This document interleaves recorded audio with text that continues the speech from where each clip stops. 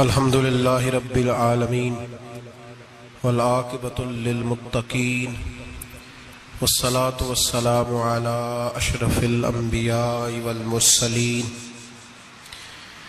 وعلی آلہ وصحبہ اجمعین اما بعد اعوذ باللہ من الشیطان الرجیم بسم اللہ الرحمن الرحیم ما كان محمد ابا احد من رجالكم ولكن رسول الله وخاتم النبيين وكان الله بكل شيء عليما صدق الله العظيم وصدق رسوله النبي الكريم ونحن على ذلك لمن الشاهدين والشاكرين والحمد لله رب العالمين ان اللہ وملائکتہ یصلون علی النبی یا ایہا الذین آمنوا صلوا علیہ وسلموا تسلیما الصلاة والسلام علیک یا سیدی یا نبی اللہ وعلی آلک واصحابک یا سیدی یا نور اللہ اللہم صلی علی سیدنا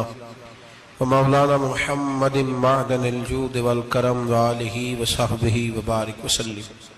حمد و صلاۃ کے بعد قرآن مجید سورہ احزاب۔ اللہ تبارک و تعالی نے ارشاد فرمایا ما کان محمد ابا احد من رجالکم، فرمایا محمد صلی اللہ علیہ وسلم مردوں میں سے کسی کے باپ نہیں، ولیکن رسول اللہ، لیکن اللہ کے رسول ہے۔ روحانی طور پر حضور کا درجہ باپ سے بھی زیادہ ہے، لیکن اللہ تبارک و تعالی نے اپنے حبیب پاک علیہ السلام کے کسی بھی صاحبزادے کو اتنا بڑا نہ فرمایا کہ وہ مرد کہلا سکے۔ بچپن میں ہی تینوں صاحبزادے وصال فرما گئے۔ مردوں میں سے حضور کسی کے بھی باپ نہیں ہیں۔ حضرت زید بن حارثہ رضی اللہ تعالیٰ عنہ کو نبی پاک صلی اللہ علیہ وسلم نے پالا۔ وہ حضور کے اس طرح کے غلام تھے کہ لوگ انہیں حضور کا بیٹا ہی سمجھنے لگے۔ بہت سارے لوگ کہنے لگے زید بن محمد صلی اللہ تعالی علیہ وسلم۔ اللہ کریم نے منع فرمایا، فرمایا میرے رسول مردوں میں سے کسی کے بھی باپ نہیں ہیں۔ حضور اور اس کی وجہ نبی پاک صلی اللہ تعالی علیہ وآلہ وسلم مردوں میں سے کسی کے باپ نہیں، اللہ کے رسول ہے، وخاتم النبیین، اور سب نبیوں میں سے آخری نبی ہیں۔ اللہ کے رسول ہے اور سب نبیوں میں سے حضور کون سے نبی ہیں جی؟ آخری۔ حضور کے بعد کوئی اور نبی آ سکتا؟ اللہ نے قانون بنا دیا ہے، قانون بنا دیا ہے، آخری نبی ہے رسول پاک علیہ السلام۔ حضور کے صاحبزادے بچپن میں کیوں وصال کر گئے؟ اس آزمائش سے نبی پاک علیہ السلام اس لیے گزرے کہ اللہ نے حضور کی ختم نبوت کے قانون کی حفاظت فرمانی تھی۔ اگر نبی پاک کے کوئی بیٹے بڑے ہوتے تو نبی کے بیٹے نبی ہوتے، اور چونکہ دروازہ نبوت ذات رسالت پر بند کر دیا گیا، اس لیے اللہ تبارک و تعالی نے محبوب کے کسی بیٹے کو بھی پروان نہیں چڑھایا، وصال ہو گیا، اس لیے کہ حضور اللہ کے آخری نبی۔ یہ امت مسلمہ کا متفقہ عقیدہ ہے، اس پر درجنوں آیتیں ہیں قرآن مجید کی، 150 کے قریب نبی پاک کی حدیثیں ہیں۔ کتنی جی؟ کوئی عالم فاضل زیادہ پڑھا لکھا ہوگا، مقررہ حدیث کو دیکھے گا یا اور ریسرچ کرے گا تو شاید زیادہ وہ نکال لائے، لیکن 150 کے لگ بھگ محبوب کی حدیثیں ہیں جن میں حضور نے فرمایا میں آخری نبی ہوں، میں آخری نبی ہوں، میں آخری نبی ہوں۔ 150 کے قریب جگہ حضور نے فرمایا اللہ نے میرا نور نبوت پہلے سب سے پیدا فرمایا ہے، پر میں آخری رسول بن کے آیا ہوں، میں آخری نبی ہوں۔ میرے نبی پاک علیہ السلام نے فرمایا، جس طرح کو یہ بخاری مسلم کے لفظ ہے، فرمایا کوئی آدمی مکان بناتا ہے بڑا پیارا، بڑا حسین، بڑا خوبصورت، ہر قسم کے نقش و نگار کرتا ہے، پر ایک اینٹ کی جگہ خالی چھوڑ دیتا ہے، ایک اینٹ کی جگہ۔ اب جو آدمی بھی آتا نا، گھومتا دیکھتا مکان، اسے بڑا اچھا لگتا اس کا مکان، پر وہ دیکھتا کہ یار یہ ایک اینٹ کی جگہ خالی ہے۔ اگر کبھی یہ بھی مکمل ہو جائے تو مکان. بات کی سمجھ آ رہی ہے؟ یہ خود حضور نے مثال دی. میرے حبیب پاک علیہ الصلوۃ والسلام فرماتے ہیں اللہ تبارک و تعالی نے جب نبوت کی حسین عمارت کو بنایا تو سارے نبی آ گئے پر ایک اینٹ کی جگہ خالی تھی. فرمایا میں آیا ہوں تو دیوار مکمل ہو گئی, اب کسی اور کی گنجائش ضرورت ہی نہیں. مکمل اکمل کامل دین نبی پاک کا. یا رسول اللہ آپ کس کس کے رسول بن کے آئے؟ فرمایا یا ایھا الناس انی رسول اللہ الیکم جمیعا, اے تمام انسانوں میں تم سب کی طرف اللہ کا رسول بن کے آیا. قرآن مجید نے کہا میرے نبی پاک صلی اللہ علیہ وسلم صرف انسانوں کے رسول نہیں, وما ارسلناک الا رحمۃ للعالمین, جس کو اللہ نے بنایا ہے ان سب کے حضور رسول بن کے آئے, سب کے لیے رحمت بن کے آئے. دائرہ کار ہی بڑا وسیع ہے. تو اب کسی اور کی گنجائش ہے؟ ہاں کچھ لوگوں کو بیماری لگتی ہے, پاگل ہو جاتے ہیں, پاگل ہو جاتے ہیں. دعویٰ کرنا ہمارے زمانے میں ویسے ہی آسان ہے, اور پاکستان ہندوستان ویسے جمہوری ملک ہیں, اس میں ہر آدمی کو بولنے کی اجازت ہے, جو جس کی طبیعت آتی ہے بول سکتا ہے, گنجائش ہے. اور ویسے بھی کوئی کیسے پتہ کرے گا کہ کوئی کیا سوچ رہا ہے, کیا بول رہا ہے؟ نبی پاک صلی اللہ علیہ وسلم نے فرمایا تھا کہ میری امت میں 30 کے قریب ایسے دجال جھوٹے ہوں گے, 30 جو دعویٰ کریں گے کہ ہم اللہ کے رسول ہیں, 30. لیکن فرمایا میں آخری نبی ہوں, میرے بعد کوئی نبی آ سکتا, انا خاتم النبیین لا نبی بعدی, میں آخری نبی ہوں, میرے بعد کوئی نبی آ سکتا. 30 کے قریب. خود نبی پاک علیہ السلام کے زمانے میں 2 بندوں نے دعویٰ کر دیا تھا ہم نبی ہیں. بہت سارے لوگوں نے دعویٰ کیا, اور 1 2 4 نہیں, ابھی چند مہینے پہلے ایک بندے کو پھر دورہ پڑا تھا. بعد میں اس کا معلومات کی تو پتہ چلا نفسیاتی مریض ہے بیچارہ, وہ بھی کہتا تھا میرے پاس وحی آتی ہے. بہت سارے لوگوں نے, لیکن ایک بندے نے ذرا منظم ہو کے دعویٰ کیا, اور خود چونکہ وہ انگریز کا وفادار تھا, تابع دار تھا, اور وہ کہتا تھا میرے آنے کے 2 مقصد ہیں. معاذ اللہ اپنے آپ کو نبی کہتا تھا. 2 مقصد ہیں. ایک کہتا تھا کہ جو انگریز حکومت کا وفادار نہیں وہ اللہ رسول کا وفادار نہیں, معاذ اللہ. پہلا اس کا آنے کا مقصد وہ بیان. دوسرا اس کا مقصد یہ تھا, وہ کہا کرتا تھا کہ دین سارا باقی ہے, موجود ہے, قرآن حدیث نماز روزہ حج زکوٰۃ, میں معاذ اللہ نبی بن کے آیا ہوں تو صرف ایک کام کرنے آیا ہوں کہ جہاد کوئی نہیں, جہاد نہیں کرنا, کفر کے خلاف لڑنا. آپ کو پتا تو چل گیا ہوگا میں کس کی بات کر رہا ہوں. مرزا غلام احمد قادیانی, اس کے ماننے والوں کو مرزئی بھی کہتے ہیں, احمدی بھی کہتے ہیں, قادیانی بھی کہتے ہیں. ایک ہوتا ہے کافر, ایک ہوتا ہے مرتد, ان دونوں میں فرق ہے. عیسائی, یہودی, سکھ, ہندو یہ کافر ہیں, ان کا اپنا عقیدہ ہے, ٹھیک ہے, جو وہ کر رہے ہیں. اسلام کسی پر جبر کا حکم نہیں دیتا, موج کریں, لگے رہے, ہم انہیں دین کی دعوت دیں گے پر ان پر کوئی سختی نہیں کر سکتے. ایک مرتد ہوتا ہے جو لبادہ دین کا اڑتا ہے, اپنے آپ کو مسلمان کہتا ہے, قرآن والا کہتا ہے, اسلام والا کہتا ہے, لیکن دین میں رکھنا ڈالتا ہے, نیا عقیدہ گھڑتا ہے, وہ مرتد ہے, اس پر سختی کرنے کا حکم ہے. مرزائیوں کی مصیبت یہ ہے کہ وہ کہتے ہیں جی ہم قرآن کو بھی مانتے ہیں, ہم اسلام کو بھی مانتے ہیں, ہم نبی پاک صلی اللہ علیہ وسلم کو بھی مانتے ہیں, بس آخری نبی نہیں مانتے, ایک نیا نبی مانتے ہیں. اور پھر رنگ بڑا عجیب دیا, کہتے ہیں ذلی نبی ہے, بروزی. نوکھا فلسفہ سنے آپ حیران ہو جائیں گے. ذلی نبی کہتے ہیں میں مستقل نبی نہیں, میں نبی پاک کا سایہ بن کے آیا ہوں. یہ اس نے دعویٰ کیا ہے, کہتا ہے میں مستقل نبی نہیں, میں حضور کا. اور بیوقوف, جس خدا نے اپنے رسول کا سایہ بنایا ہی نہیں کہ کسی کے قدم نہ آ جائیں, اور تیرے جیسے شخص کو سایہ بنانا تھا جس کی ایک آنکھ بھی کوئی نہیں, کانا ہے بیچارہ, مرزا کانا تھا, ایک آنکھ اس کی سلامت. اللہ کے نبیوں میں کوئی نقص ہوتا. ہمارے ہاں ایک دفعہ گفتگو ہو رہی تھی تو ایک مولانا کہنے لگے مرزا جھوٹا نبی ہے. استادوں نے روک دیا, کہنے لگے یہ لفظ بھی نہیں کہنا, جو نبی ہوتا ہے وہ جھوٹا نہیں ہوتا, اور جو جھوٹا ہوتا ہے وہ نبی یہ لفظ بھی نہیں کہنے، اس کو جھوٹا نبی نہیں کہنا. کہا حضور پھر کیا کہیں؟ کہنے لگے چلو کانا شانا کہہ لیا کرو، اتنی گنجائش ہے، یہ تو 2-4 جملے ہیں، جیسا بیچارہ ہے تھا ویسا چلو کہہ لو، کانا شانا کہہ لیا کرو، اس کی اجازت ہے، لیکن یہ لفظ کہنے کی اجازت منظم سازش کی اس شخص نے، منظم. اور یہ رکی نہیں. ہماری یونیورسٹیوں کے اندر بہت سارے لیکچرار بھرتی کیے جاتے ہیں جو قادیانی ہیں، مرزائی ہیں.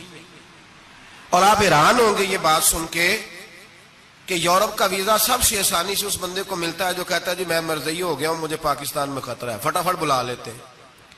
تمہاری ان کے ساتھ کیا رشتہ داری ہے جو تمہیں فٹافٹ بلاتے ہیں؟ بتاؤ کیا تعلق ہے جو تمہیں سپورٹ کرتے ہیں؟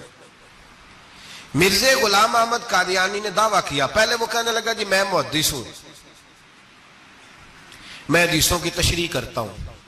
پھر کہنے لگا میں مجدد ہوں، دین کی تجدید کروں گا. پھر آہستہ آہستہ کہنے لگا جی میں امام مہدی بن کے آیا ہوں. لوگ کٹھے ہونے لگے نا، ہمارے لوگ تو دعا کرانے پہ قائل ہو جاتے ہیں، ویسے بھی جو نئی مداری لگائے اس کے بندے جلدی قائل ہو جاتے ہیں. علامہ اقبال نے پنجابی کا، میں خود پنجابی ہوں لیکن اقبال نے پنجابی کا مزاج بیان کیا ہے. پنجابی کا مزاج، اقبال کہتے ہیں پنجابی کا مزاج ہے کہ تحقیق کا پھندا کوئی سیاد لگا دے، یہ شاخ نشیمن سے اترتا ہے بہت جلد.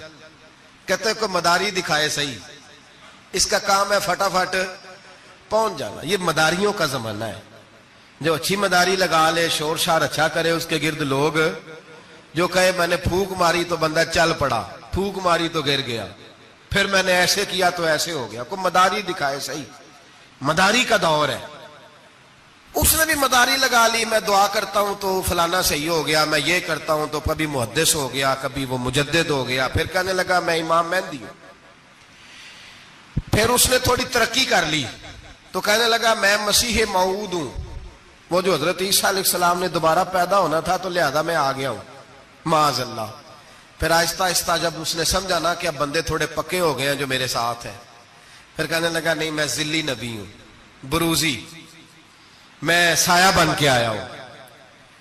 مرزا غلام محمد قادیانی پشت پناہی اس کو انگریز کی حاصل تھی.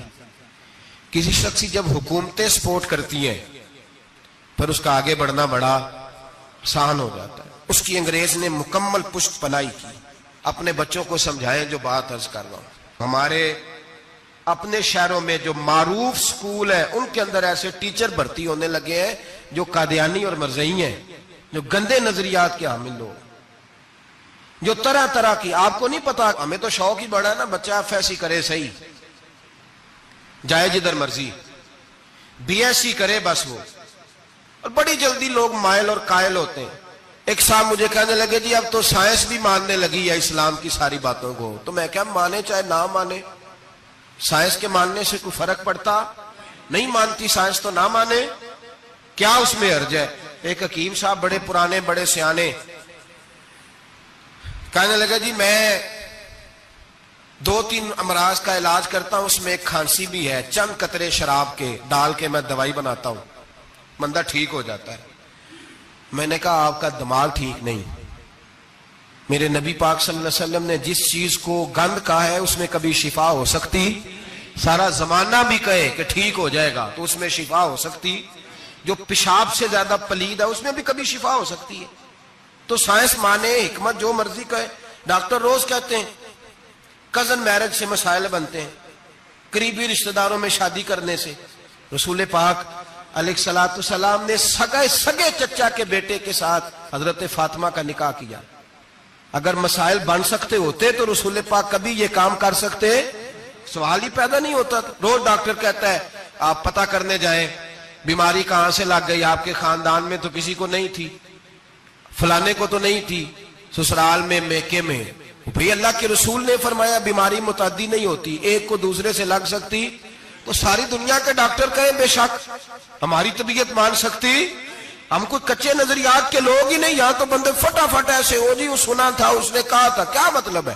ساڈے نبی دی زبان ساڈے واسطے قرآن، ساڈے نبی دی زبان ساڈے واسطے قرآن. ختم ہو گئی بات. جو مرضی کو کہتا، پھر عقیدہ مضبوط. زبردست، ایک منٹ کے لیے بھی ہلنے کی ضرورت نہیں۔ مرزا صاحب نے دعوے کر دیے، لوگ اکٹھے ہونے لگے، انگریز کی پشت پنائی تھی، اور اس نے سب سے پہلا اٹیک ان لوگوں پہ کیا جو سردار کہلاتے تھے، چودھری کہلاتے تھے، زمیندار تھے۔ غور کریں جو بات سمجھا رہا ہوں۔ اس کا سب سے پہلا الناس والا دین ملوکہم، لوگ اپنے سرداروں کے مذہب پہ ہوتے ہیں۔ مرزے کا سب سے پہلا اٹیک، قادیانیوں کا سب سے پہلا جو حربہ تھا وہ چودھری لوگ تھے، بڑے لوگ، اس لیے کہ اسے پتا تھا کہ ان لوگوں پہ قبضہ جمایا جائے گا تو باقی جو عوام ہے اس کو قریب کرنا آسان ہو جائے۔ بڑے بڑے ذمہ داروں پہ، جگیرداروں پہ، مالداروں پہ، رئیس لوگوں پہ اس نے پھندے ڈالے، قابو کیے، اور ایک جمعیت تیار کر لی۔ پھر جب لوگ اکٹھے ہو گئے اور اس نے دعویٰ کر دیا کہ میں نبی ہوں، علماء نے اس کو کئی دفعہ بلایا، حضرت پیر میرے علی شاہ صاحب رحمت اللہ علیہ، پیر صاحب نے فرمایا کسی میدان میں سامنا تو کر، گفتگو تو کر، پر وہ سامنے آنے کو تیار۔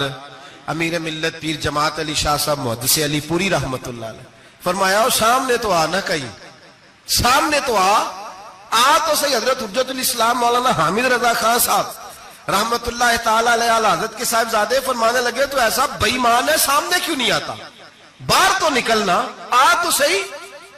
ہم تو اس رسول کے ماننے والے ہیں جو ہر میدان میں سامنے آ جاتے تھے، ہر میدان میں، لیکن نا نبی دنیا میں تبلیغ کرنے آتے ہیں، کشتی کرنے نہیں آتے۔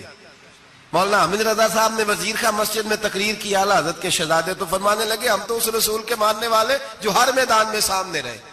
نبی پاک باہر نکلے تو رکانہ پہلوان بکریاں چرا رہا تھا، کھیت میں تھا، کہنے لگا میں نبی تب مانوں گا جب میرے ساتھ کشتی کریں گے۔ حضرت بلال حبشی رضی اللہ تعالیٰ عنہ فرماتے ہیں کہ حضور کا مزاج نرم و نازک تھا، ہاتھ پھول سے زیادہ نرم ہوتے تھے، کستوری سے زیادہ خوشبودار ہوتے تھے، نرم و نازک وجود تھا، مکھی نہیں بیٹھتی تھی۔ جب اس نے یہ بات کی تو میرا دل کیا میں آگے بڑھ کے کہوں تو بیوقوف ہے، کبھی کشتیوں کے ساتھ بھی تبلیغ ہوئی ہے، بیوقوف ہے تو؟ کہتے ہو، کہنے لگا جی میرے ساتھ تو سینکڑوں لوگ آئے، کوئی مجھے گرا نہیں سکا، اگر آپ گرا دے تو میں کلمہ پڑھ لوں گا۔ کہتے رسول پاک نے آستینیں چڑھائی، فرمایا چل آجا کشتی کر لیتے، تو صحیح میدان میں نکل۔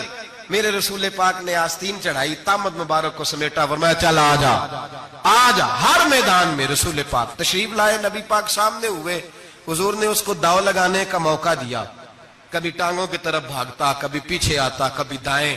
جب بھاگ کے حضرت بلال کہتا وہ بھاگ رہا تھا، حضور مسکرا رہے تھے، سبحان اللہ۔ نبی پاک کیا بات ہے، سرکار ہنس رہے تھے کہ چل یار ٹھیک ہے، بھاگ دوڑ لے۔ جب بھاگ دوڑ لیا تو میرے نبی پاک نے بازو سے پکڑا، 2-3 دفعہ لایا تو زمین پہ گر گیا، حضور نے پکڑ کے اٹھایا، فرمایا میں صرف گرانے نہیں آیا، میں تو اٹھانے آیا ہوں۔ کھڑا کیا تو کہنے لگا نہیں آپ نے تو مجھے موقع ہی نہیں دیا، تو حضور نے فرمایا دیر کوئی نہیں ہوئی، تو دوبارہ آ جا، کوئی عرض نہیں، آ جا دوبارہ سے۔ دوبارہ آیا تو میرے حبیب نے 2 دفعہ ہلایا تو پھر جا گرا، کہنے لگا نہیں ابھی بھی میں سنبھل نہیں سکا تھا، فرمایا کوئی عرض نہیں، یہ کوئی ایسا معاملہ ہے تو دوبارہ آ جا۔ اب کہ جب آیا نا تو حضرت بلال کہتے ہیں وہ دستے مبارک جن کو میں تھامتا تھا تو لگتا تھا پھول تھام لیے ہیں، ان ہاتھوں سے حضور نے اٹھا کے فضا میں بلند کیا اور حضور نے دھڑام سے زمین پہ گرایا تو کلمہ پڑھتا ہوا کھڑا ہوا، کہنے لگا اے محبوبہ جو تیرے ہاتھ میں طاقت ہے وہ تیری نہیں، وہ خدائی طاقت ہے، وہ خدائی طاقت ہے، خدائی۔ میرے رسول پاک علیہ السلام ہر میدان میں، علماء نے کہا تو نکل تو صحیح، پر کبھی باہر نکلا، فوت کہاں ہوا تھا پتا نا آپ کو، فوت کہاں ہوا تھا جی؟ چلو مینوں تے دسن دی لوڑ ہی نہیں، تہاڈے تے سارا پتا ہے، ہوتا باتھ روم میں مرا، وہ باتھ روم میں، اور آج تک لوگ باز نہیں آئے، ان کی عبادت گاہیں ہیں، بڑے چکر ہیں۔ اب ایک نیا بہانہ میں سنتا ہوں، نیا بہانہ، کہتے ہیں جی پاکستان کی اسمبلی نے انہیں کافر کہا ہے۔ اسمبلی وزیر اعظم صاحب شیخ الحدیث ہے آپ کے، اسمبلی میں جو لوگ بیٹھتے ہیں شیخ، ان کا کیا کفر اسلام سے، کیا وہ کسی کو کہیں گے بیچارے؟ سورت اخلاص تو ہمارے وزیر داخلہ اور وزیر خارجہ نہیں سنا سکتے، یہ حال ہے۔ بہت بڑے بڑے بیرسٹر کہلانے والوں کو سورت اخلاص نہیں آتی، انہوں نے کسی کو کافر مسلمان کیا کہنا ہے؟ اسمبلی کا مسئلہ نہیں ہے، امت مسلمہ کے علماء محدثین محققین کا متفقہ فیصلہ ہے کہ مرزائی کل بھی کافر تھے، آج بھی، قیامت تک کافر اور بدترین کافر ہے، ہلکے پھلکے کافر بھی نہیں، سپرلیٹر ڈگری ہے، زبردست قسم کے کافر ہے، چھوٹے موٹے بھی نہیں، آخری درجے کے بدترین مشرک ہیں یہ۔ ہم لوگوں کی اپنی موج ہے جمہوری، اور نہیں جی نہیں نرمی کرنی چاہیے، نہیں جی نہیں نرمی کرنی، ایک پارٹی والا دوسرے پہ سختی کر رہا ہے۔ مذہب کے معاملے میں سارے اس نے اخلاق کے قائل ہیں، سب اخلاق کے قائل ہیں، نرمی کرو ٹھیک ہے، سب کو کہو چلو ٹھیک ہے گلی برابر کی ہے، ووٹ برابر کے لے لو، وہاں کہتے ہیں نہ دیے تو لڑائی بھی ہوگی، ناراضگی بھی ہوگی، جھگڑا بھی ہوگا، یہ بھی ہوگا۔ دنیا داری کے معاملے میں سختی اور دین کے معاملے میں ایسا نہ کرو۔ وہ بدترین مشرکین ہیں، انہوں نے ایسے ایسے ظلم کیے۔ وہ تو کہتے ہیں جو ہمارے پیچھے مرزا تو یہ کہتا تھا جو مجھے نہیں نہ مانتے وہ سارے شیطان کے پیروکار ہیں، تو سب کو شیطان کہہ رہا ہے، تو نرمی کر رہا ہے۔ اور پھر اس کی کرامتیں بڑی عجیب تھیں، فرشتہ آتا تھا وہی لے کے، اس کا نام تھا ٹیچی ٹیچی، اپنی کتاب میں لکھا ہے۔ نام کیا ہے؟ نبی پاک صلی اللہ علیہ وسلم نے فرمایا کہ جناب عائشہ کے ساتھ میرا نکاح اللہ نے آسمانوں پہ کیا ہے۔ اس نے حدیث پڑھ لی تو سویرے اٹھ کے اس نے بھی ایک فتویٰ دیا۔ ایک بی بی تھی، نام تھا محمدی بیگم، کہنے لگا میرا بھی اس کے ساتھ آسمانوں پہ نکاح ہو گیا ہے۔ پھر ساری زندگی محمدی بیگم کی منتیں ہی کرتا رہا۔ اس نے کہا میں نے نہیں کرنا تیرے بے ایمان کے ساتھ نکاح۔ کیسا آسمانوں پہ نکاح ہوا تھا، پھر زمین پہ ہو سکا؟ ایسا بدبخت آدمی، ایسا بدبخت۔ اور اس کو جو خوابیں آتی تھی بڑی نرالی تھی۔ 15 روپے کا ملازم تھا، وہ ماہانہ 15 روپے ملتے تھے، سیالکوٹ میں ملازمت کرتا تھا۔ جب یہ اس نے ڈھونگ اور ڈرامہ رچایا تو موجیں لگ گئی۔ میں نے کہا کہ مداری کوئی بھی کرے تو لوگ کٹھے ہو جاتے، سیدھی سیدھی بات، صاف ستھری بات تو اتنی جلدی ہضم ہی نہیں نہ ہوتی لوگوں کو۔ تو اس نے جب وہ کہتا مجھے خواب آئی ہے۔ خواب کیا آئی ہے؟ کہتا وہ میرے پاس کوئی آنے والا آیا تو مجھے ہزاروں روپے دے گیا ہے۔ جب بھی اس کو خواب آئی کوئی ہزاروں روپے کی آئی، دولت کی آئی۔ ملا رومی نے بڑی پیاری بات لکھی ہے۔ ملا رومی کہتے ہیں کہ ایک بادشاہ تھا تو اس کے زمانے میں ایک بندے نے نا نبوت کا دعویٰ کر دیا۔ اس نے کہا میں بھی نبی ہوں، معاذ اللہ ثم معاذ اللہ۔ بادشاہ بڑا سمجھدار تھا، سیانا بندہ تھا۔ اس نے کہا اس کا پس منظر تو پتا کرو، کوئی پاگل تو نہیں، کوئی گھر میں جھگڑا تو نہیں رہتا، اس کا بھوک کا ستایا ہوا تو نہیں، کیونکہ اس طرح کے بندے مختلف دعوے کرتے پھرتے ہیں۔ پتہ کیا، معلومات کی، تو لوگوں نے آ کے بادشاہ کو بتایا کہ نا کچھ نہیں نا تو 15 دن اس کو روٹی نہیں ملتی بیچارے کو۔ بڑے کاروبار کیے ہیں، چمکا کوئی نہیں، تو اس نے کہا چلو یہ والا کام کرتے ہیں، مشہور تو ہو جائیں گے نا، بدنام جو ہوں گے تو کیا نام نہ ہوگا۔ بادشاہ نے کہا چلو ٹھیک ہے بلاؤ۔ اس کو بلایا تو بادشاہ کہنے لگا اس کو باورچی خانے میں لے جاؤ اور جتنے کھانے پک سکتے ہیں نا پکا کے اس کے سامنے رکھو، صبح شام اسے روٹی کھلاؤ۔ 15 دن نہ 2 ہفتے بڑا خوب کھانا کھلایا اس کو، زبردست اچھی طرح سے سیر ہو کے روٹی کھلائی۔ تو ملا رومی کہتے ہیں 15ویں دن باہر نکالا، بادشاہ کے سامنے پیش کیا تو بادشاہ کہنے لگا او معاذ اللہ دعویٰ کرنے والے کہ میں نبی ہوں، کوئی نیا پیغام آیا تیرے پاس کہ نہیں، کوئی نیا الہام، کوئی نیا پیغام؟ کہنے لگا جی بالکل آیا ہے۔ نے کہا سنا؟ کہنے لگا میرے پاس نیا پیغام آیا ہے کہ تو جہاں پہنچ گیا یہاں سے نکلنا نہیں، اب تو نے یہیں رہنا ہے، یہ مجھے حکم ہوا ہے، لہذا اگر تو حکم عدولی کرے گا تو نافرمان ہو جائے گا۔ تو اس نے کہا ٹھیک ہے میں تیری بات سمجھ گیا ہوں، روٹی تجھے 3 وقت ملا کرے گی لیکن تو گھر جا کے رہے۔ آج کے بعد اس طرح کا کوئی دعویٰ، پیٹ کے ہاتھوں مجبور ہو کے لوگ دعوے کرتے ہیں۔ اور پھر جو ان کے ساتھ ہوتے ہیں نا وہ بھی بہت سارے پیٹ کے ہاتھوں مجبور ہوتے ہیں، تنخواہیں لگ جاتی ہیں، اور جب کسی کی تنخواہ لگ جاتی ہے پھر پراپوگنڈا کرنا اس کی ذمہ داری ہوتی ہے، شور کرنا ذمہ داری، رائے عامہ ہموار کرنا اس کی ڈیوٹی ہوتی ہے۔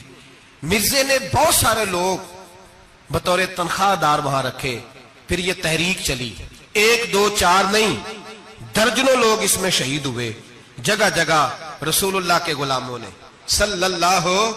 اور بڑی ذمہ داری سے بات کہہ رہا ہوں، بڑی ذمہ داری سے، دین کی کوئی تحریک چلتی ہے تو نہ سیاستدان نکلتا ہے، نہ جاگیردار، نہ سیاستدان، نہ وڈیرا، نہ کوئی اور، الا ماشاءاللہ۔ دین کی تحریک چلتی ہے تو نہ یہ لاکھ روپیہ لینے والے نعت خواں باہر نکلتے ہیں، نہ جو بڑی گدیوں پہ جدی پشتی پیر بیٹھے ہیں وہ باہر آتے ہیں، وہ علماء اور مشائخ جن کا دین سے رشتہ ہے۔ اگر پیر جماعت علی شاہ صاحب نکلے تو خالی پیر نہیں تھے، عالم دین بھی تھے۔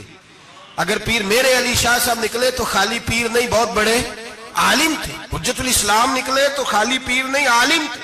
یہ علماء نکلتے ہیں مار کھاتے ہیں. ایک عالم نے مار نہیں کھائی، دو نے نہیں کھائی، درجنوں نے کھائی، ہزاروں اور سینکڑوں نے کھائی. علماء نے قربانیاں دی، جیلوں میں بند ہوئے. علامہ محمود رضوی صاحب رحمت اللہ تعالی علیہ کو پکڑ کے لاہور کے قلعے میں بند کیا گیا اور انگریز نے اس قدر سخت سزا دی کہ علامہ کو باندھ کے ختم نبوت کی تحریک چلانے کے جرم میں الٹا لٹکا کے تو نیچے توڑی ڈال کے اور چیزیں ڈال کے دھواں جلا دیا گیا. ان کے ناک میں دھواں جاتا تھا. ساری زندگی دمے کے مریض رہے. 2-3 باتیں بھی کھول کے نہیں کر پاتے. اس قدر زیادہ اذیت دی گئی علماء کو، اس قدر زیادہ. علامہ عبدالحمد بدایونی رحمت اللہ تعالی علیہ فرماتے ہیں کاٹنے والے جانور ہماری شلواروں میں ڈال کے نیچے سے باندھ دیا جاتا تھا. کہا جاتا تھا اب ختم نبوت کی بات کرو، لیکن کوئی شخص بھی ایک منٹ کے لیے بھی پیچھے ہٹنے کو تیار. قربانیاں دے کر قربانیاں ان بے ایمانوں کو کافر قرار دلوایا. اور پھر بطلے حریت امام وقت حضرت علامہ شاہ احمد نورانی رحمت اللہ علیہ اور مولانا عبدالستار خان نیازی کو سزائے موت کا حکم ہوا. مولانا ابو الاسناد اعلیٰ حضرت کے خلیفہ تھے، ان کے صاحبزادے سید خلیل احمد صاحب رحمت اللہ تعالی علیہ کو سزائے موت کا حکم ہوا کہ مرزائیوں کے خلاف انہوں نے علم بلند کیا. وہ تو پاکستان بنا. پھر جدوجہد شروع ہوئی، پھر زور ہوا. پھر علامہ نورانی رحمت اللہ علیہ کی قیادت میں پورے زور اور شور کے ساتھ تحریک چلی. آخر مجبور ہوئے اس دور کے وزیر اعظم بھٹو صاحب مجبور ہو گئے اور کہا ٹھیک ہے سویرے میں مرزے کے پوتے کو بلاتا ہوں، آپ اسمبلی میں بیٹھ کے بات کریں، ان سے گفتگو کریں. اگر ہم قومی اسمبلی کے ممبران نے دیکھا واقعی جھوٹا ہے تو ہم انہیں اقلیت قرار دے دیں گے. علامہ نورانی حضرت ابو بکر صدیق کی اولاد تھے اور میرے اعلیٰ حضرت فاضل بریلوی رحمت اللہ علیہ کے خلیفہ کے بیٹے تھے اور خود حضور مفتی اعظم ہند رحمت اللہ علیہ کے مرید تھے. حضرت علامہ نورانی ساری زندگی ایسا لباس پہنتے تھے کہ اس کے اندر سلوٹ نظر نہیں آتی تھی. امامہ اتنا حسین ہوتا تھا کہ دیکھنے کو دل کرتا تھا اور گاڑی میں بہترین میں بیٹھتے تھے. لیکن مکان ساری زندگی کرائے کا رہا، کرائے کا. لوگ کہتے ہیں ملنے جاتے تھے سیڑھیوں سے اترتے تھے تو علامہ نورانی سیڑھیوں پہ بٹھا لیتے تھے، کہتے 2 ہی کمرے ہیں اور میں آپ کو بٹھا نہیں سکتا، گھر میں جگہ نہیں. تو کہا حضرت آپ اجلے تو بڑے نظر آتے ہیں. تو آپ فرماتے لباس دنیا کو دکھانے کے لیے پہنا ہے اور باقی تو سارا میرا معاملہ خدا رسول کے ساتھ ہے. میں جانوں اللہ رسول جانے. میں بھکاری بن کے نہیں جینا چاہتا، خودداری کے ساتھ وقت گزارنا چاہتا ہوں. علامہ نورانی کہتے ہیں جس رات صبح اسمبلی میں مناظرہ ہونا تھا تو میں سوچنے لگا آج رات کیا کروں. تو پھر مجھے خیال آیا میں نے وہی کرنا ہے جو بدر کی رات میرے مصطفیٰ نے کیا تھا. ساری رات میں مصلے پہ بیٹھا رہا. کہتے ہیں بس اونگ لگی تو بات بن گئی، آنکھ لگی تو بات بن گئی. کہتے ہیں سحری کا وقت ہوا تو دستک ہوئی دروازے پہ. 2-3 نادان دوست کہنے لگے آپ ہمارے گھر آئے. فرماتے ہیں میں ان کے گھر گیا. جب ان کے گھر پہنچا تو وہاں مرزئی اور قادیانی 10 کروڑ روپیہ بریف کیس میں بند کر کے لائے اور کہنے لگے مولانا یہ بیانہ ہے، بیانہ، یہ آپ بیانہ پکڑ لیں اور باقی پیسے بعد میں. سنا ہے مکان بھی کرائے کا ہے، سنا ہے آپ کے پاس کوئی پراپرٹی نہیں، یہ بیانہ لے لے باقی بعد میں آئے گا. علامہ نورانی کہتے ہیں میں نے جب پیر کی ٹھوکر لگائی تو بریف کیس کھل گیا اور اس میں کروڑوں روپے بکھر گئے. مجھے کہنے لگے پیسے دیکھ کے تو آپ کو خیال آ گیا ہوگا کہ بچوں کے لیے بھی کچھ سوچنا ہے، پیچھے بھی پلٹ کے دیکھنا ہے. تو نورانی صاحب رحمت اللہ علیہ فرمانے لگے میں نے کہا ہاں میں وصول تو کر لیتا پر تم نے قیمت بڑی تھوڑی لگائی ہے. ایمان بیچنا اتنی تھوڑی قیمت؟ میری تو رات زیادہ قیمت لگ گئی ہے، بڑی زیادہ قیمت. میں تو بک گیا ہوں پہلے سے. کہنے لگے آپ کی کیا قیمت لگی ہے؟ فرمانے لگے رات میں درود پڑھتے پڑھتے سویا ہوں تو مدینے والے رسول کا دیدار نصیب ہوا ہے اور نبی پاک نے تھپکی دے کے کہا فکر نہ کرنا میں تیرے ساتھ ہوں. تو کہنے لگے جس کی قیمت محمد عربی لگائے کوئی اسے خرید سکتا ہے؟ سویرے میدان لگے گا اسمبلی میں اور میں اسمبلی کے فلور پہ ثابت کروں گا تم کل بھی بے ایمان تھے، آج بھی بے ایمان ہو، قیامت تک تم بے ایمان ہی رہو گے. جتنا مرضی پڑھ جاؤ، لکھ جاؤ، جتنی مرضی بڑی عبادت گاہیں بنا لو، جتنا مرضی شور کر لو اور جتنے مرضی کینیڈا اور امریکہ تمہارا ساتھ دے لے ہمارے رسول آخری نبی ہے، حضور آخری نبی ہے، یہ امت کا متفقہ عقیدہ ہے، اس میں کسی کو رکھنا ڈالنے کی اجازت۔ آپ فرماتے ہیں سویرے وہ آیا، بڑے زور سے آیا، کبھی انگریزی بولتا، کبھی کوئی بولی بولتا، لیکن احمد رضا کے دروازے کا ایک فقیر ایک بات ہی کرتا، وہ رضا کے نیزے کی مار ہے کہ عدو کے سینے میں غار ہے، کسے چارہ جوئی کا وار ہے کہ جو وار وار سے پار۔ کہتے ایک اور مولوی صاحب بھی آئے میرے ساتھ مناظرہ کرنے، ان کی اپنی کتاب سے نکل آیا کہ نبی پاک کے بعد آخری کوئی اور نبی آ جائے تو فرق نہیں پڑتا، اپنی کتاب سے، ان کے دارالعلوم بانی، دارالعلوم بنانے والے کی کتاب سے نکل آیا۔ تو مولوی وہ مرزا کہنے لگا تم نے بھی تو لکھا ہے، ہم نے کہا یہ بھی بے ایمان ہے، اعلیٰ حضرت کہہ چکے ہیں یہ کافر ہے، یہ بھی تمہاری طرح کا ہی ہے ظالم، لہذا اس کی بات کا کوئی اعتبار نہیں ہے، کافر قرار دے دیا گیا۔ کفر تو ہو گیا، اقلیت تو ہو گئی، لیکن وہ آج تک اپنی حرکتوں سے باز۔ ہمارے بچوں کو پتہ ہی نہیں یہ کتنے غلط ہیں، ہمیں خبر ہی نہیں کہ یہ کتنے برے ہیں۔ بھائی ایک صاحب سے میری ایک دفعہ بات ہوئی، چودھری صاحب تھے، گفتگو ہوئی تو کہنے لگے جی ختم نبوت نہیں مانتے تو ختم ہو گیا مسئلہ، اللہ ناراض ہو جائے گا، ختم نبوت نہیں مانتے تو اللہ ناراض ہو جائے گا۔ میں نے کہا جناب کے کتنے بچے ہیں؟ انہوں نے کہا 4۔ زمین کتنی؟ 20 کلے۔ کتنے کتنے آئے بولیے؟ تو میں نے کہا کہ نیا بندہ آ کے کھڑا ہو جائے کہ میں بھی آپ کا بیٹا ہوں تو آپ راضی ہیں؟ مثال دے رہا ہوں سمجھانے کے لیے، بلا مثال و بلا تشبیہ، آپ راضی ہو جائیں گے؟ بولے نہیں نہیں، تو چپ کر کیا کھنا، چل کوئی نہیں، 4 بھی بن رہے تھے 5 بھی بن لینے، ہو جائے گا ایسا؟ عجیب بندے ہو، جو کام جو تمہارا بیٹا نہیں، جب تم اسے بیٹا ماننے کو تیار نہیں تو جو اللہ کا نبی نہیں، وہ میدان میں کھڑا ہو کہ میں بھی ہوں میں بھی ہوں میں بھی ہوں، تو یہ کس طرح قابل قبول بات ہے؟ اور ایک بھائی سگے بھائی کو جائیداد دینے کو تیار نہیں تو ایک اور آ کے شامل ہو جائے کہ مجھے بھی شامل کر لو، چلو کوئی نہیں فرق پڑتا، اتنی زمین ہے ابے کی، اتنی زمین ہے ابا جی کی، مجھے بھی شامل کر لو، تو لوگ تو قتل کر دیں گے کہ جب تو ہے نہیں تو ہمارا بھائی بنتا کیوں ہے؟ او خدا کے بندے، عجیب فلسفہ حیات ہے، عجیب زندگی ہے، فٹافٹ لوگ مان لیتے ہیں۔ سب لوگوں نے اپنی اپنی باتیں کی، سب نے اپنے اپنے دلائل دیے ختم نبوت پہ، ضرورت ہی نہیں تھی، جب حضور کہہ گئے، جو بن سکتے تھے ان کو نبی پاک کہہ گئے، جو بن سکتے تھے جن میں صلاحیتیں تھی، حضور نے فرمایا علی تو میرے لیے اسی طرح ہے جس طرح موسیٰ کے لیے ہارون تھے، لیکن موسیٰ کے بھائی ہارون بھی نبی تھے، پر میرے بعد کو نبی ہو سکتا تو ہو اسی طرح جس طرح موسیٰ کے لیے ہارون، جن کے اندر خوبیاں پائی جاتی تھی۔ فرمایا ابو بکر میری ساری امت سے افضل ہے پر نبی نہیں ہے۔ میرے رسول پاک نے فرمایا عمر فاروق میں وہ ساری خوبیاں پائی جاتی ہیں جو ایک نبی میں، لو کان نبی بعد لکان عمر ابن خطاب، اگر کوئی میرے بعد نبی ہوتا تو خطاب کا بیٹا عمر ہو، جو ہو سکتے تھے جب وہ نہیں ہوئے تو کانا شانہ اٹھ کے آ گیا ہے، ادھر قادیان کا رہنے والا، اور تو کہتا ہے نہیں مجھے مان لو، چلو پورا نہ مانو، ذلی مان لو، بروزی مان لو، کوئی حیا ہونی چاہیے۔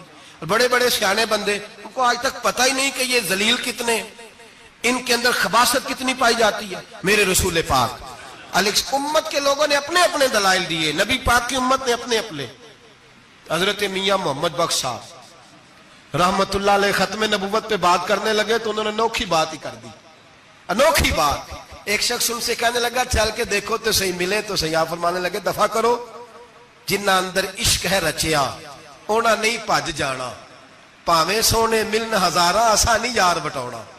ہم نے دائیں بائیں دیکھنا ضرورت ہی نہیں، ہمارے رسول نے کوئی کمی چھوڑی نہیں، باقی آ رہے ہیں یہاں خیرات لینے۔ حضرت موسیٰ کہہ رہے ہیں اللہ اپنے آخری نبی کی امت میں شامل کر لے، تو ہمیں کیا ضرورت ہے پتہ بھی کرنے کی؟ اور سن لیں، یہ یاد رکھیں بات، امام اعظم ابو حنیفہ رحمۃ اللہ علیہ فرماتے ہیں اگر کسی بندے نے دعویٰ کیا کہ میں نبی ہوں،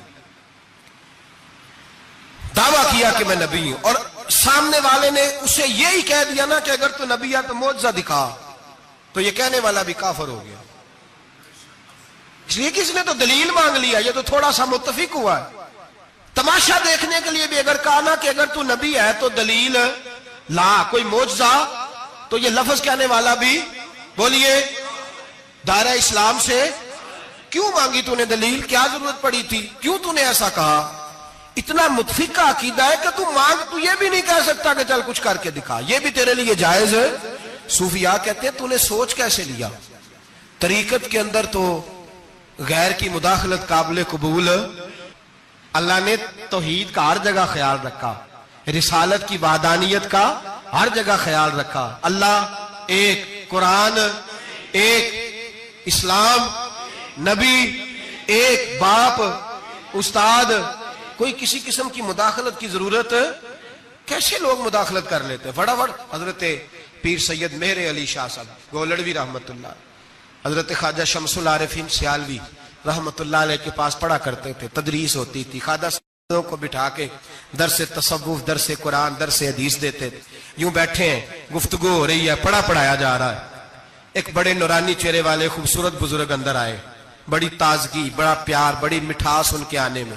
جب وہ آئے تو حضرت شمس العارفین اٹھ کے ملے، ماتھا چوما، پیار ہوا، 2-3 منٹ گفتگو ہوئی تو گفتگو میں بڑی نورانیت، بڑی خوبصورتی، بڑی رعنائی، بڑی ٹھنڈک ملی دونوں بزرگوں کی ملاقات سے۔ چند لمحوں کے بعد، تھوڑی دیر گفتگو کے بعد وہ بزرگ اٹھے باہر نکل گئے۔ حضرت شمس العارفین مریدوں پہ نظر ڈالی، فرمانے لگے تمہیں پتہ ہے یہ کون تھا؟ شاگردوں جانتے ہو کون تھا؟ کہا حضور نہیں۔ فرمایا خضر علیہ السلام تھے، مجھ سے ملنے آتے اکثر، اور ابھی گلی میں ہوں گے، کسی نے ملنا ہے تو مل لو۔ دوڑ کے گئے سارے لوگ ملاقات کرنے، بھاگے گئے۔ پیر مہر علی شاہ صاحب بیٹھے ہیں، آپ نے فرمایا مہر علی تم نے نہیں ملنا؟ کہنے لگے حضور نہیں۔ فرمایا کیوں؟ کہنے لگے حضور میں اسے نہ ملوں جسے خضر بھی ملنے آتا ہے، اسے نہ ملوں جس سے وہ ملنے آتا ہے، میں نے کیا کرنا ہے ان سے مل کے؟ آپ سے ملوں گا جن سے حضرت خضر بھی ملنے آتی ہیں۔ جنہ تناں وچ عشق ہے رچیا، اونا نہیں بھج جانا، پانے پاویں سونے ملن ہزاراں، اسا نہیں یار وٹانا، ضرورت ہی نہیں۔ ایسے حسین محبوب کے بعد کسی اور جگہ نظر جمانے کی طبیعت، ضرورت نہیں، توجہ نہیں، خیال نہیں۔ جس نے یہ پوچھ بھی لیا کہ تو بتا، کوئی معجزہ دکھا، وہ بھی دائرہ اسلام سے نبی پاک صلی اللہ علیہ وسلم کے زمانے میں حضور نے خود فرمایا تھا 30 کے قریب لوگ ہوں گے جو دعویٰ کریں گے ہم نبی ہیں۔ فرمایا دجال ہوں گے، کذاب ہوں گے جو دعویٰ کریں گے۔ ایک بندے نے تو حضور کی ظاہری حیات میں دعویٰ کر دیا، مسلمہ اس کا نام تھا، 150 سال کے قریب عمر پائی اس نے، اور بہت سارے اس کے ماننے والے اسی لیے ماننے لگے کہ عمر بڑی لمبی ہے۔ معاذ اللہ تعالیٰ، لوگوں کا اپنا اپنا مزاج ہے نا، ماننے کا اپنا اپنا مزاج ہے۔ ایک اس سے کانا آدمی دعا کرانے آیا، ایک آنکھ سے کانا تھا، اس نے دعا کرائی تو دونوں آنکھوں سے اندھا ہو گیا، دونوں آنکھوں سے۔ اللہ نے اسے سزا دی تو ایک ماننے والا کہنے لگا فٹافٹ مان جاؤ، ورنہ جو اس کی نہ مانے پورا اندھا ہو جاتا ہے۔ ماننے والوں کا اپنا انداز ہے نا۔ ایک لنگڑا آیا، ایک ٹانگ سے لنگڑا کے چلتا تھا، مسلمہ سے دعا کرانے آیا تو دوسری بھی ضائع ہو گئی، یہ اس کا حال تھا۔ پر ماننے والوں کا کیا کیا جائے؟ ماننے والے جس کو مرضی ماننے لگتے ہیں، نفسیاتی طور پر لوگ کمزور ہو جاتے ہیں۔ مسلمہ نے نبی پاک صلی اللہ علیہ وسلم کو خط لکھا، کہنے لگا حضور کے زمانہ مبارکہ میں، اور کچھ حدیثیں ایسی بھی ملتی ہیں جس سے یہ ثابت ہوتا ہے کہ اس کی حضور سے ملاقات بھی ہوئی، سامنے کچھ بول نہ سکا، جا کے خط لکھا، کہنے لگا کہ آپ میرے ساتھ معاہدہ کر لیں، جب تک آپ حیات ظاہری میں آپ نبی، اور جب آپ کا وصال ہو جائے تو میں نبی، یا یہ معاہدہ کر لیں کہ آدھے عرب کے آپ نبی اور آدھے کا میں نبی۔ معاذ اللہ، اس نے یہ خط لکھا۔ نبی پاک نے جواب لکھا، فرمایا میں تو اللہ کا رسول ہوں، تو کذاب ہے، تو کذاب ہے، جھوٹا ہے۔ لوگ ایک اور بھی، میں ایک دن آرٹیکل پڑھ رہا تھا، کہنے لگے جی مرزے کے اب بڑے ماننے والے ہیں، اس کو کذاب نہیں کہنا چاہیے، ان کو دکھ ہوتا ہے، جو جھوٹ بولے اسے جھوٹا نہیں کہنا چاہیے۔ تو تھی بول دے کیوں نہیں؟ تو اڈا کی پروگرام ہے، کہنا چاہیے کہ نہیں کہنا چاہیے؟ یہ ثواب ہوگا، اس لیے کہ جو نبوت کا دوچا دعویٰ کرے اس کو نبی پاک نے جھوٹا کہا ہے۔ حضور نے فرمایا تو کذاب ہے، کیا کہا ہے؟ تو آنے ثواب ہوئے گا، آنکھوں گے تھے، کیا کہا ہے؟ کذاب۔ تو اس کو کذاب کہنا نبی پاک کی کیا کی ہے نا، پھر جی وہ منن والے تکلیف ہوتی تو میں کہا پئی ہوئے، وہ کذاب ہے، لہذا ہمیشہ کذاب ہی رہے گا۔ جب حضور نے کہا ہے جو دعویٰ کرے نبوت کا وہ کیا ہے، تو لہذا کذاب ہی رہے گا۔ حضور نے لکھا کذاب، جب نبی پاک نے کذاب لکھا نا خط میں، کون لے کے جائے گا؟ اب اس کے دربار میں جانا ہے، حالات بڑے خطرناک ہیں، اس کے گرد بندے بھی ہیں، اور اس کے گھر جانا ہے، مشکل مرحلہ ہے۔ ایک صحابی تھے چھابڑی فروش، سر کے اوپر رکھ کے نا ٹوکرا، تو مدینے کی گلیوں میں کھجوریں بیچتے، 11-12 بچوں کے باپ تھے۔ کون جائے گا؟ اور جسمانی طور پہ بھی کمزور تھے، فٹافٹ اٹھے، کھجور کھا رہے تھے، ہاتھ کھڑا کر کے کہا حضور کسی اور کی ڈیوٹی نہ لگانا، میں جاؤں گا۔ جب یہ لفظ کہے تو ان کے منہ سے کھجور کے ٹکڑے گرے صحابہ کے چہروں پر۔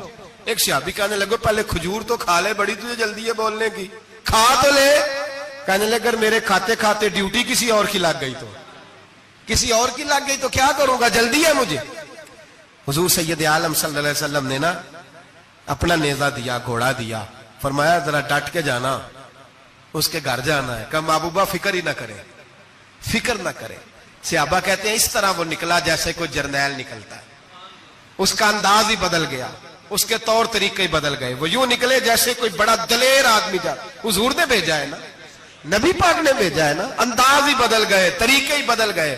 مسلمہ کے دربار میں گئے، وہاں ایک شخص جو بعد میں مسلمان ہوا، وہ بتلاتا ہے کہ جب حضرت حبیب بن زید پہنچے نا تو نیزہ ہاتھ میں تھا، زور سے گاڑا جا کے اس کے دربار میں، زور سے گاڑ دیا زمین پہ۔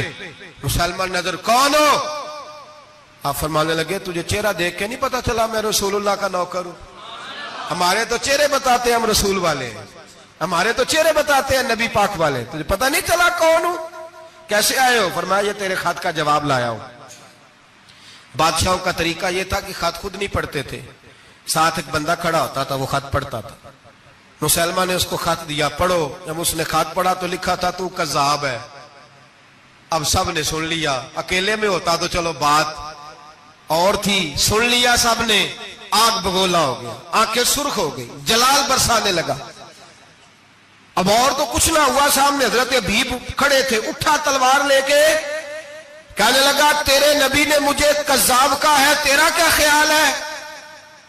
مانے لگے خیال والی بات ہی کوئی نہیں، جسے نبی پاک کذاب کہے وہ ہوتا ہی کذاب ہے، جسے حضور جھوٹا کہے وہ ہوتا ہی۔ فرمایا تو 7 سمندروں کا پانی بھی بہا دے تو تیرا جھوٹ دھل سکتا، تو ہے ہی جھوٹا، جسے حضور نے جھوٹا کہہ دیا وہ جھوٹا ہے، جھوٹا ہے۔ کہنے لگا پیچھے پلٹ کے دیکھ، سارے میرے پہرے دار ہیں، میرے سپاہی ہیں، تلواریں، نیزے، خنجر، تیر، سارے میرے ماننے والے۔ کیا لفظ ہے، کیا حسن ہے، کیا توانائی ہے۔ حضرت حبیب بن زید فرمانے لگے میرے 12 بچے ہیں، ان میں سے کچھ ایسے ہیں جو دودھ پیتے ہیں، کچھ ایسے ہیں جو ابھی چل نہیں پائے۔ میں جب رسول اللہ کا پیغام لے کے نکلا تھا تو میں نے پلٹ کے بچے نہیں دیکھے تو تیرے پہرے دار کیسے دیکھ لوں؟ جو چیز مجبور کرتی ہے، باندھ لیتی ہے، وہ نہیں جب میں نے دیکھی تو میں تیرے پہرے دار دیکھوں؟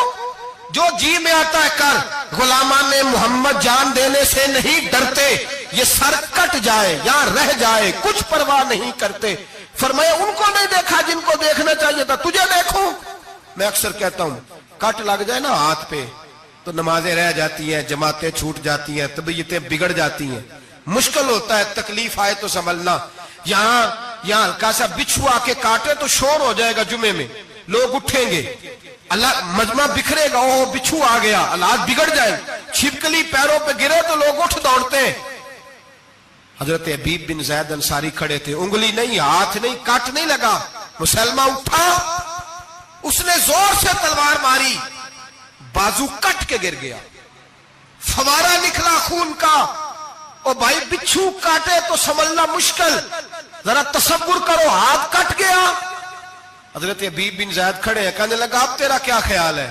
آپ فرمانے لگے تو بڑا بیوقوف ہے، ہمیں آزماتا ہے، ہمیں تو بدر سے لے کر احد تک ساری دنیا آزما چکی ہے، ہمیں آزماتا ہے، ابھی بھی خیال پوچھتا ہے۔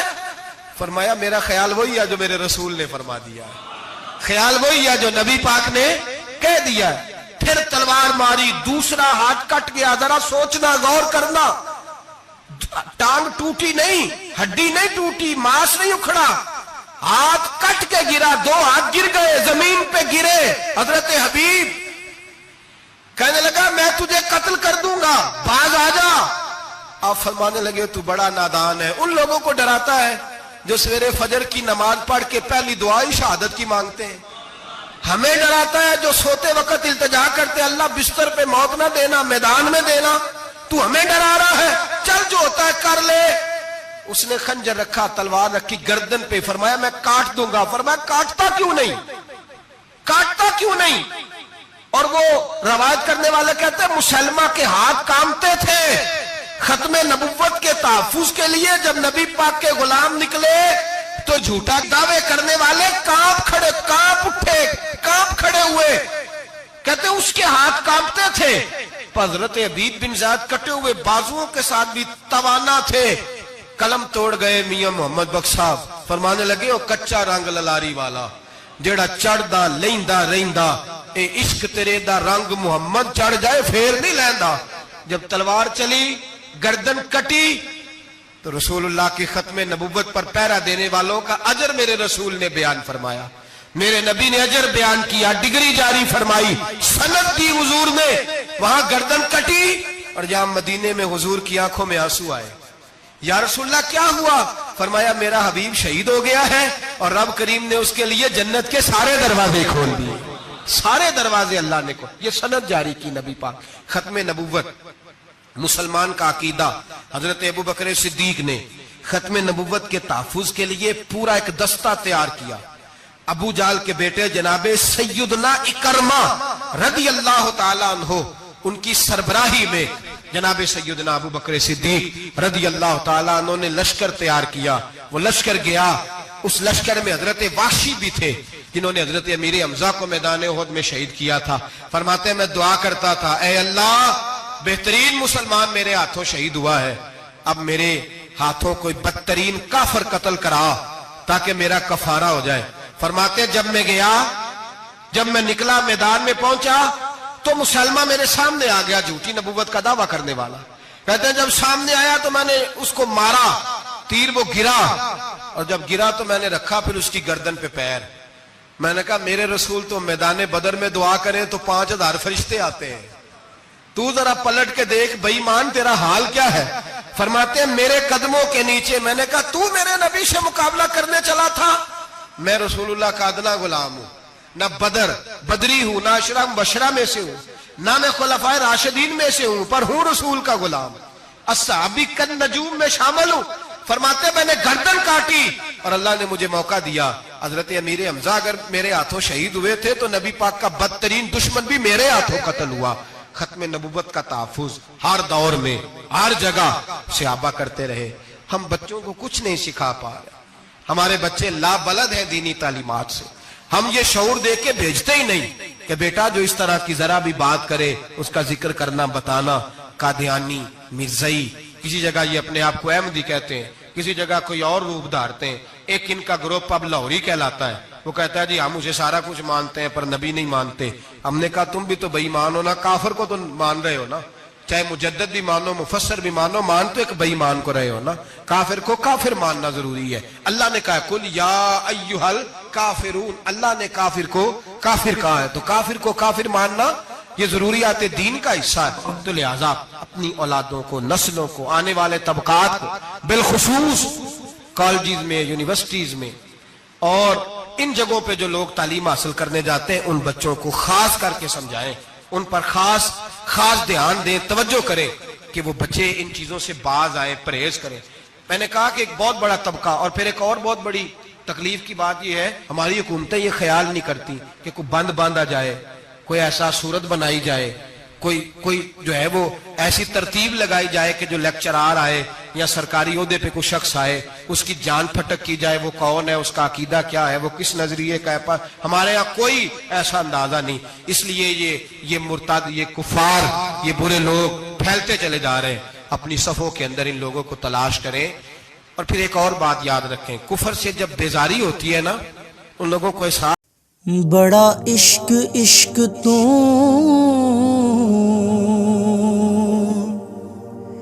کرنا